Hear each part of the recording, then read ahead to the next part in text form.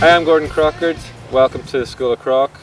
I'm here to show you how to ride your dirt scooter a whole lot safer, a whole lot faster. This corner is particularly traditional, and you would see it many times on a motocross track. The difficulty with it is the severity of the hill. The hill is very steep, the hill is quite bumpy. That makes it hard to actually get the bike stopped and get into the rut where you want to. You've got to stand up, your weight must be over the back, you must be using the front brake and the rear brake, and obviously you've got to be in the right gear. Second gear, most bikes will pull second gear. Some of the slower riders or differently geared bikes may have to use first gear, but I would say that most bikes would use second gear for this turn. Coming down the hill, weight over the back of the bike, trying to get as much grip onto the rear tyre as you can, trying to stop the back end from kicking whenever it hits the bumps, and using front and rear brake. Timing of when you let the brakes off is crucial. You go from braking hard, standing up, to brakes off, and then sitting down, leg out, and being prepared to lean over and getting on the gas to accelerate around the rut. The timing of this is the most important part of this turn.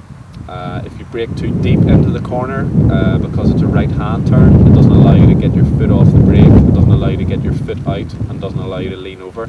If you can't lean over, you can't open the throttle. So it's very important that you have your timing right for that section. Again, you really don't want to be using the clutch. If you're using the clutch, you're making mistakes. If you come down the hill with the clutch pulled in, you're losing out on engine braking. If you use the clutch around the turn, you're possibly in the wrong gear or not carrying enough speed to allow the engine to take the gear that you've selected. It's a corner that you can make up a lot of time, and actually one that's a lot of fun to ride if you get it right.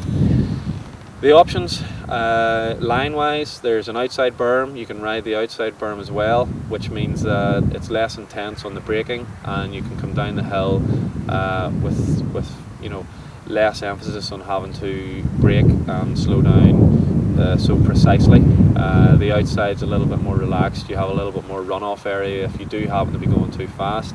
I personally feel that the outside is not the fastest line, but if you're out just to enjoy the ride, then it's maybe the easiest line to ride. It's a similar thing. You come down the hill, you're on the brakes, you're standing up, you enter the outside line. It's not as tight, so for some of the bigger bikes they'll find it easier to get around. Same old skills are used. You sit down, leg out, sit symmetrically with the bike, sit in front of the footrests, and you get on the gas as soon as you can. You got to lean the bike over. If you're going to open the throttle, you got to lean the bike over. So be prepared for learning about gravity.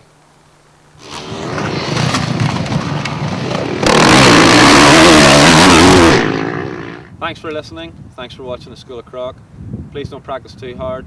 Please don't take everything that I say as gospel, and always ride as safely as you possibly can and stay within your limits.